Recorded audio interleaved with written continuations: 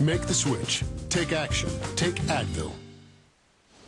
We're back. Our Meet the Candidate series continues this morning with former Minnesota Governor Tim Pawlenty. Welcome back to Meet the Press. Thanks for having me, David. Good to see you, Governor. I want to just get a headline reaction from you here. You just heard the Treasury Secretary talking about the economy, saying, look, Republicans don't have a choice. Raise this debt limit or America's credit rating is in danger. Can I get reaction to that, and then we'll come back to the economy? Well, sure, but he said something else, David, that I think is important. He was blaming President Bush, blaming the weather, blaming the Republicans. We're almost 3 years into this administration. President Obama should look in the mirror to see who's to blame for the economy in its current state, and it's not doing well. And as to the debt ceiling... Why is he to blame? Are you suggesting the president's to blame? Of course. Why? Well, he's the leader of our country. He's the person who sets the tone and tempo and vision for our country, including economic policy, and he's doing things that are suffocating the private economy instead of doing those things to grow the economy, like cutting taxes, shrinking government, and doing the things that the job providers say would actually make a difference, which is get the government off their back. I'm curious, though, as a Republican who believes in basically boilerplate Republican economic philosophy, right? Cut taxes, cut regulation. Even in economic boom times, the past 30 years, middle-class wages have not increased. As a Republican, what are you going to do about that? We've got to get the private economy going. And how's the Obama approach working? When he ran for President of the United States, he went around the country, made all these grand promises, this soaring rhetoric. He got to implement his plan, a stimulus bill, $800+ billion. He said unemployment could go up to 8% if they didn't pass it. Now, how's it working? The answer is it's not. We've got an unconstitutional health care bill. We've got tax policy and regulatory policies that our private businesses are saying are suffocating their entrepreneurial spirit and their desire to grow jobs in this country. And he's got us on the wrong track. You got to do the things like I did in Minnesota, cut taxes. You've got to bring down spending. You've got to get those things in line with respect to health care that are going to bring down costs, not just expand access and the like. Those are the kinds of things that the people who actually know what they're talking about, who are providing jobs in this country, would say would make a difference. Let's come back to the economy in a couple of minutes. I want to ask about the state of your campaign, because frankly, by most accounts, it's not doing very well. Here's how the New York Times put it on Friday. The headline, will Republican races first in be the first out? Pawlenty, seeking to regain momentum, plants his nomination hopes squarely in Iowa. Are you on the ropes here at this early time? Well, I just announced my campaign 6 weeks ago, so I think it's a little early for that. But more importantly, these early polls are not a good indicator of anything. If they were, Rudy Giuliani or Hillary Clinton would be president of the United States. They almost never predict the outcome. And when people get to know my record in Minnesota of reducing taxes, cutting spending, doing health care reform the right way, no mandates, no takeovers, doing public employee pension and benefit and pay reform and the like, I think my campaign will do quite well. Well, look, you talk about Iowa, where the caucuses are. You're traveling there a good deal now. You've said this week, we're going to make an earnest effort here and really try to boost recognition. Des Moines Register poll, June 19th through the 22nd. We'll put it up on the screen. It shows the top people there, Romney, Bachmann, your fellow Minnesotan. You're down at 6%. Then there's the question of money raised. That's really critical at this early time to build momentum, and the stats on that not as promising here in the first quarter. You're at 4.2, second quarter rather, you're at 4.2 million. What gives? Well, again, the early polls are not good predictors of anything. Once people get to see my record of executive leadership. You've been to Iowa a lot, though. Among the most frequent visitors, except for Rick Santorum in the Republican field. Of course, but most of those visits were for other candidates and other causes. Now we're campaigning in First Voice in Iowa. My campaign started just 6 weeks ago. But again, if Rudy Giuliani would be president, or Hillary Clinton would be president, or Howard Dean would be president if these early polls meant anything. Here's something from the Los Angeles Times that's about style, frankly.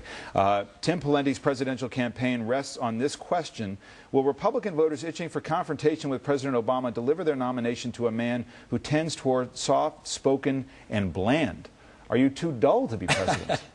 Well, look, if people want the entertainer-in-chief, they should vote for somebody else. But we've had 3 years of a president who has soaring rhetoric, gave all these false hopes and false promises to the country. If you want somebody who's had executive leadership, who has not just rhetoric but results on taxes, on spending, on health care, on jobs and the like, then vote for me. And the other thing I would say, David, is I've got the record of toughness better than anybody else in this race. My goodness, I was the first governor in Minnesota's history to shut down the government. I set a record for vetoes. I took more money out of the budget using an executive authority than all the other governors combined in my state. Let me just stop you there for a second. In terms of demonstrating fortitude, right. I'm an old hockey player. I've been in more fights than the rest of these candidates combined. Well, that's great that you've got a fighting spirit, but look at how the American people are looking at Washington right now.